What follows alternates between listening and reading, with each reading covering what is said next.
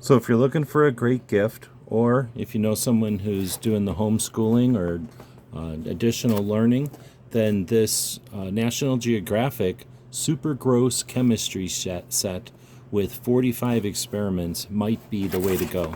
So you can open it up and it's a lot like an old chemistry set. We've got some paperwork and some brochures and some books and stuff.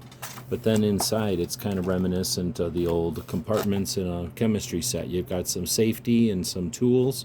You've got some elements and some different ingredients that you're going to use to create.